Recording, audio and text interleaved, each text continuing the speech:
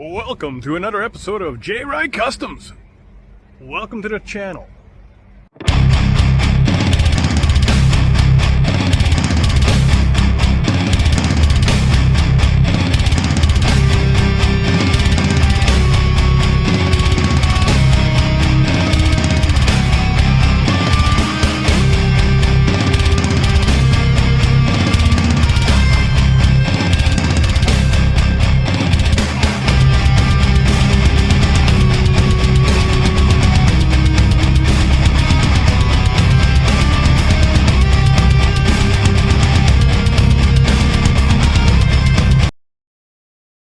Hello folks, welcome to another episode of J Ride Customs. It's been a minute, it's been too long. Summer is coming to an end here in Dufresne, Manitoba, so now it's time to go indoors for the winter. So I've been gathering stuff that I'm going to need over the winter and putting things away, putting cars away, lining cars up to what I'm going to be working on. So that's what I've been up to today, but it's been a pretty crazy summer. Lots going on in my life and everything. So yeah, it is what it is, right? So let's go over what I'm going to be working on over the winter. Okay, a lot of you guys remember this one. So as you can see, it's a little bit shinier. I actually painted it last Tuesday. Just the cab forward. Gave it a nice gloss coat. Pretty cool, eh? Now it's all the same color. It all came out of the same can, so I'm going to paint the lowers. I'm going to paint the bumper. Everyone notices the bumper right away. So I'm probably going to paint the bumper black and clean up the rims, get rid of the spider webs and whatnot. Yeah, and then this one here, sadly, it has the 6-liter LS in it. And for some reason, it was running perfectly, running great. I shut it off, and then I went to start it up, and all of a sudden it felt like the whole motor just jumped. So, but it didn't even start. It was just turning over. So I pulled the plugs out because I thought it was hydrolocked, and no, it's locked right solid. So I'm thinking something happened. Maybe the timing chain snapped and piled up in the oil pump. Who knows? Who knows? I got to go to Dirty Customs tomorrow and pick up another 6-liter. I'm not messing around. I'm going to bring it home, change the head gaskets and the oil seal on the pump, and then lift the cab and then swap out the 6-liter. Oh well, it is what it is. So that's probably going to be the next major project. It's going to make it inside before the winter. I just fixed my hoist. My hoist was down for like 5 months. It needed a total rebuild. For those of you that don't know what this is a 58 Chevy LCF. Actually, they call it a low cab forward. It's kind of like the next generation COE. Yeah. My little hauler. All right, so now, nice and shiny, eh? And then those of you who remember Pugly, I use it in the wintertime to push snow. So that's what I'm going to be using again. I'm going to probably do a video. I got to redo the hydraulics for the dump. I actually scored a nice electric hydraulic pump with a reservoir. So it'll run off of electric, the hydraulic dump, and get rid of all this old technology. Because this machine is a 1970. So I'm also thinking about making a cab for it this winter. So I'm starting to gather, and I'm going to make it out of aluminum. So I started gathering the aluminum. And now I'm just trying to figure out what I'm going to do for a windshield. But I'm going to make a cabin for it. It's just cold in the winter and I don't like it. So yeah, that's what I use to move snow in the winter. And my old faithful tractor has seen better days. Many, many rough days. This guy has got a flat tire. I got to start it with ether now because something's wrong with the pump and the switch and all kinds of crap is wrong with it. So I'm thinking about putting it inside the shop for a couple of weeks and just replace hydraulic lines, do some maintenance on it, change the oils. And I also scored a backhoe for this thing that goes on the back over the summer. So, oh yeah, definitely new tires. These ones are done, but I can get them new. So I ended up putting Bobcat tires in the front. So I definitely need new back ones. Yeah, so that's what's going on outside here right now. Let's go inside and I'll show you what I've been doing in there. Here we are inside. Don't mind the mess though. This is a working shop. This is not a beer drinking shop that you sit around on bar stools and things. I have chairs here, and if I had my way, there'd be like 2 chairs in here. My brothers keep bringing me chairs and chairs like I need them. But nope, this is a working shop, so it's dirty, dusty. It is what it is. So, as you can see, there's something cool behind me there. Those of you remember what that is? Look what's inside. Yep. We'll get to that in a minute. Let's go to what's in front of me first. There you go. What we have here, for those newcomers that haven't seen what I painted there with the gold flake and candy paint, this is the chassis for the Terrajet. It is, I welded it up, found quite a few holes, and yeah, that whole back section there was rusted right out. I had to put a 6-inch by 20 piece in there. It was rotten, just Swiss cheese.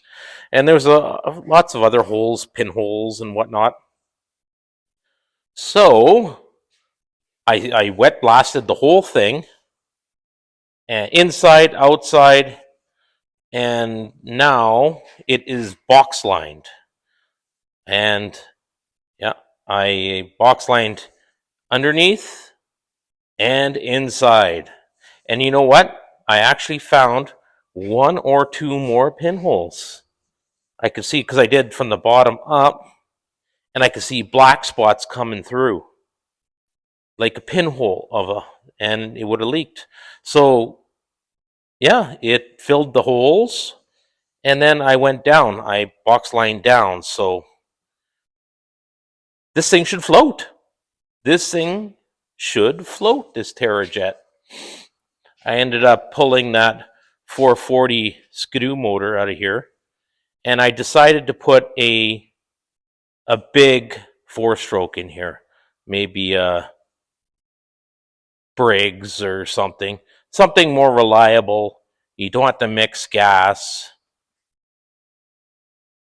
Yeah, something just easier, so even the wife can fire it up and go, and there's no tinkering around. And that whole front was just hammered right in, just pushed. I spent the whole Sunday hammering that back into place with some heat, and I had to weld. So yeah, that is the Terrajet chassis. So I ended up scoring some super nice rims and tires for this thing that weren't rotten like these. The original ones are not savable. They're absolute garbage. They had tubes in them and liners inside of the tires and scrap, just absolute scrap. So I ended up scoring a set of rims about 70 kilometers away. Nice rims, nice tires. I just got to redo the lug pattern because they're probably for a, I don't know, he just said it was for a buggy, but it's the same tire size and the rim center and everything. It's just got a different bolt pattern. So I'm just gonna drill out the holes. I'm gonna get a template made. The wife's gonna do it on CNC, and I'm just gonna drill it. And that is the Terrajet chassis. Exciting. I'm excited to drop that nice body on there and then start doing the roll bar. All right, let's go to the next one. This one here, you guys remember this guy, is the 67 Chevy too. Look at those tires. Yep, I mini tubbed that one.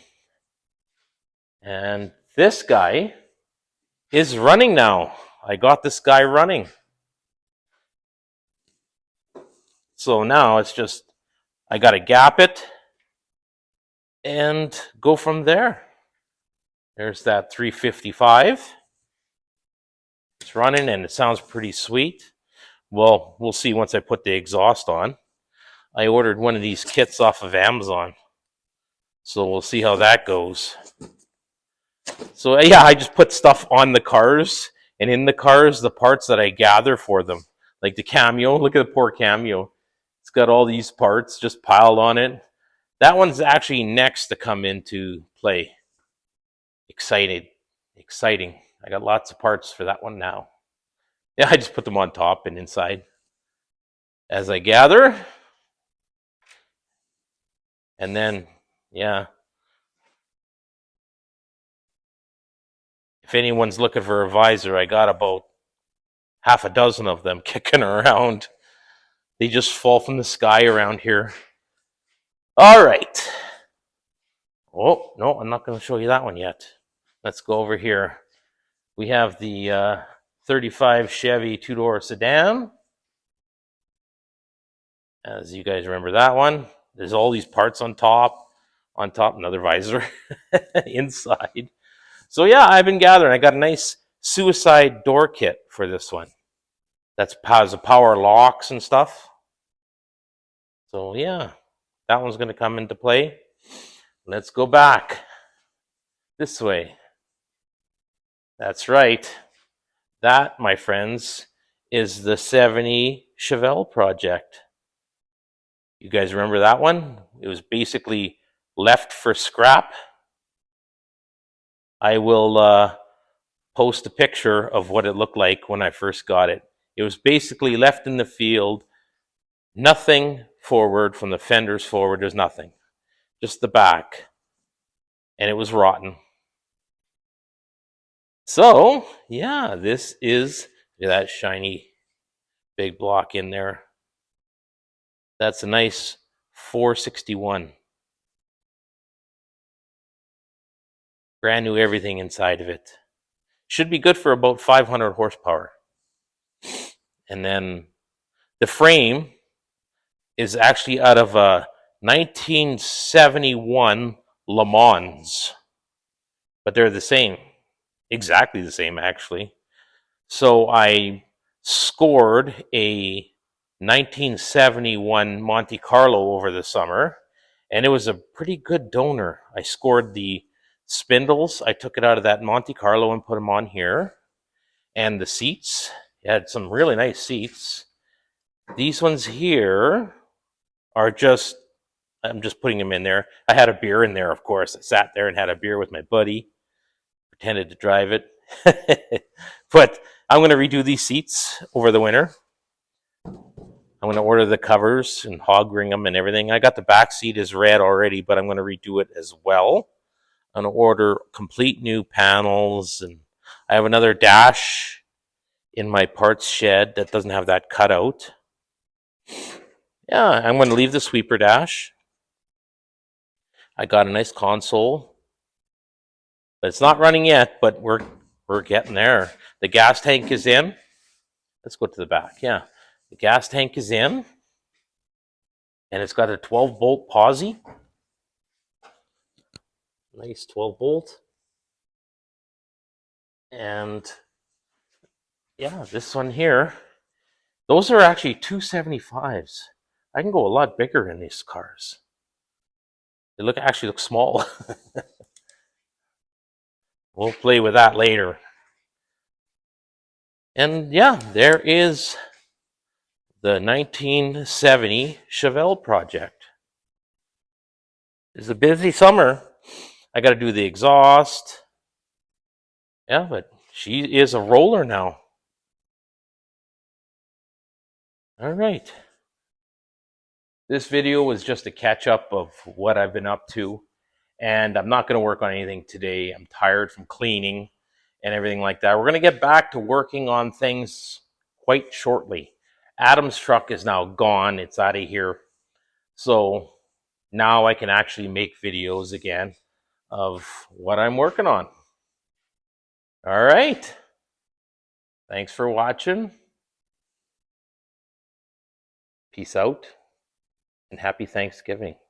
Catch you on the next one.